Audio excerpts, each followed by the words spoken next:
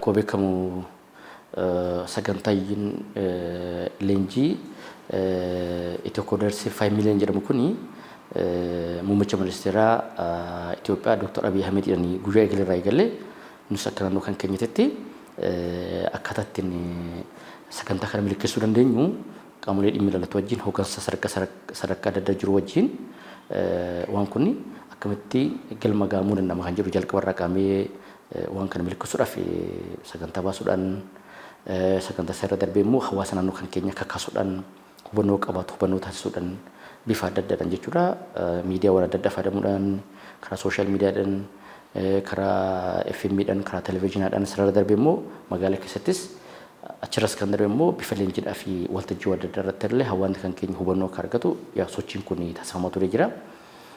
Sanarraa kanaaf immoo gidduu galawwan adda addaa bakka hawaasni keenya itti leenjuu danda'u namni moobaayila isaa qabu kan laaptooppii isaa qabu fi aksesii intarneetaa qabu eessa yoo taa'ee leenjii kana leenjuu akka danda'u already beekamaadha waan ta'eef onlaayinii mana isaas taa'ee sa'aatii boqonnaa isaatiitti sa'aatii hojii isaatti yeroo barbaadetti leenjuu akka danda'udha kan pilaatfoormii kun qophaa'ee jiru. Sana alatti garuu namoonni humna sana hin qabaanne gidduu galawwan adda addaatti leenjuu haala mijatuu danda'uu qabaadhame kallattii mootummaan naannoo keenyatti ciseedhanii manneen barnootaa hunda keessatti kan laaba ICT qaban hunda keessatti hawaasni kan keenya naannoo mana barumsaa sana jirutti galee leenjuu akka danda'u jechuudha. Osoo sana gaafa jedhamu intarneetiin illee ni jiraata, kompiitarri ni jiraata, nama achirratti illee kallattii itti sanatti argisu ni jira jechuudha. Osoo sanaaf tokko inni kunis akka jiraatu taasisanii jirra. Akkasumas biiroo carraa hojii fi ogummaa naannoo keenya wajjin ta'uudhaan kolleejjota naannoo keenya keessa jiran kan dhuunfas kan mootummaa dabalate jechuudha. Tajaajila kanaadhaa fi leenjii kanaadhaa fi balbala isaanii banaa godhanii banaan alatti illee immoo deeggarsa barbaachise akka taasisan jedhamee isa waliis karoora waloo qabaannetti jechuudha. Biiroo barnootaaf biiroo carraa hojii fi ogummaa Oromiyaa waliin dabalatee karoora waloo qabaannee dhimma kanallee torbeedhaan gamaggamaatii kallattii kennaatii deemaa jirra jechuudha. Gama hojjettoota mootummaa naannoo kan keenya immoo wal qabatee jiru biiroo public service fi misooma qabeenya humna namaa Oromiyaadhaani caasaa hanga gandaatti jiru koordineetii gochuudhaan orgaanaayizii gochuudhaan asaan waliin illee deeggarsa barbaachisee hubannoo uumaa tureerraa hanga anaatitti haga magaalotaatti hubannoo waan tokko akkaataatti leenjan maateriyaala immoo dabalata sanaaf illee turuu danda'u baasii bifa adda addaan akkamiin argatu illee tasaa tureerraa so kanaaf hojiiwwan kun hojiiwwan guguddoo ta'aa ture jechuudha. Kana alattis immoo kallattii akka biyyaatti kennamuusi hoggansi keenyas immoo yeroodhaan dhimmoota jiru hubatee kallattiiwwan itti deemuu danda'uu qabu illee kallattii kennamus fuunee akka abbaa taayitaa sanatti kun hojiitti dhimma kana adeemsaa turree jirra jechuudha. So sanarraa kaamee akka waliigalaatti akka Oromiyaatti amma namni hawaasni keenya leenjii kana galmaa'ee leenjaa jiru 956 kan siiqu leenjii kana galmaa'ee leenjaa jira. Kana keessa naannoo 642tti kan siiqu waraqaa ragaadhaanii fudhatee xumuree leenjii kana keessa ba'ee jira jechuudha. Kana alatti akka waliigalaatti akka naannoo kan keenyatti karoorri jedhamee qabame miliyoona 1.2 sana keessa parsantii naannoo parsantii 84.6 wayii yookiin immoo parsantii 85 kan siiqu galma ga'uu danda'ee jira jechuudha. Garuu immoo akka waliigalaatti gaafa laallu akka biyyaatti akka waliigalaatti gaafa laallu parsantii 63.4 wayii irra jira jechuudha. So kun immoo hojiiwwan gurguddoon akka naannoo keenyatti akka warra argamu akka bal'ina qabnutittis akka bu'uuraalee misoomaallee rileetiivlii fooyyessa qabutitti dhimmoota kana galmaan ga'uudhaaf akka biyyaattis hojii guddaan akka nurraa eegamu nullee fudhannee amma bifa addaatiin karooras illee irra deebisnee baannee itti socho'aa jirra jechuudha. So kanaaf keessattuyyuu nama irra deebinee kakaasuudhaan hubannoodhaan akkasumas immoo namoota leenjii kana kanaan dura xumuraa jedhan bifa adda addaan jechuudha. Bu'aa isaa namni akkatti exercise gochaa deemu jechuudha. Fakkii akka walii galatti yaaduma kaasuudhaaf namoonni amma national ID fakkeeffama akka naannoo keenya magaalota keenya keessatti galmeessisuu isa sana raawwachuu irratti hojii carraa argatan namoota leenjii isaa leenjii baay'ee isaanii jechuudha. Biikuu hubannoolee baay'ee isaan deeggaree baay'ee isaanii hundi isaanii jechuudha danda'ama jechuudha. Carraa hojii illee baay'eedha jechuudha. Magaalaa hunda isaa magaalaa Oromiyaa keessatti amma isaanii dorgomaa biikuusi kallattiidhaan waan baay'ee isaan sappoortii godha waan ta'eef illee waan ta'eef jechuudha. Saayidii kanaaf immoo dargaggeeyyiiwwan keenya baay'ee isaanii uffadhaanis weebsaayitoota adda addaa moosaajoota adda addaa deevelooppii gochuudhaan oonlaayinis immoo hojiiwwan toorarraa hojjechuudhaan baay'ee isaanii hojii keessa galan jechuudha. Namoota baay'eedhaan nullee ittiin sappoortii gochaa tureera jechuudha.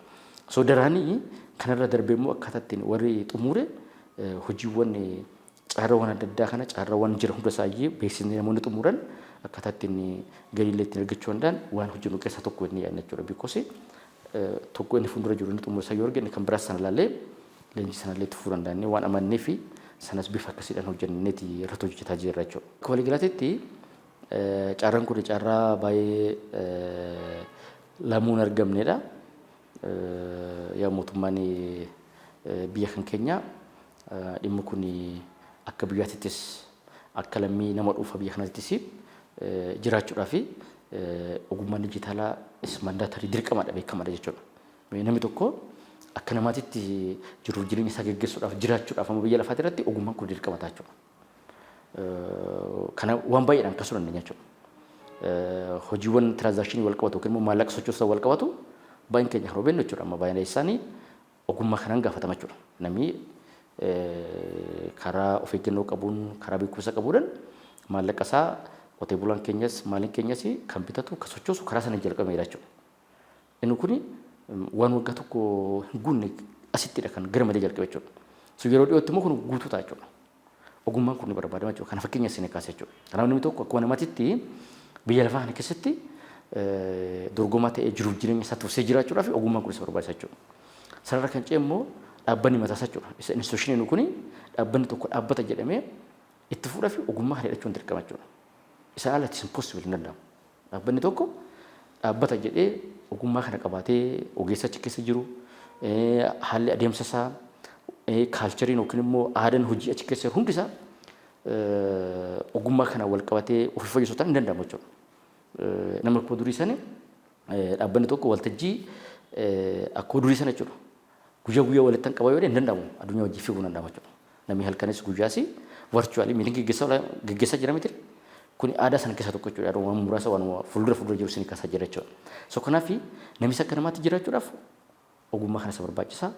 Dhaabbileenis yookiin immoo instituushiinis akka dhaabbataatti jiraachuudhaaf ogummaa kana isa barbaachisa. Faanaalee akka biyyaatti immoo biyyis biyya lafaa keessatti dorgomaa taatee waa hundaan jechuudha. Diinagdeedhaan, dippiloomaasiidhaan yookiin yeroo biyya alaatiidhaan karaa waraanaatiin, karaa saayibar waaraatiin waa hundaan jechuudha. Dorgomaa taatee jiruuf ogummaan kun mandaatariidha. Dhee mootummaa already kana waan baay'ee hubatee already waan kana diriirsee fi hawaasni kan keenyas kana sirriitti hubatee jechuudha. Dhimma jiraachuu dhabuudhaa fi waa'ee dhimma birmadummaa biyyaadhaan wal qabata jechuudha. Akka seetti jechuudha. Nama jiraachuu akka birmadummaa biyyaatti wal qabata waan ta'eef waan kana sirriitti fudhatee waan mootummaan diriirsee kana sirriitti cuuffee leenjee ani kan biraayyuu nu barbaachisa akka gaaffii biraallee dhiyeessuu danda'u qabu sanaaf qopheessuu qabu kan jiru san kaasuu barbaada jechuudha.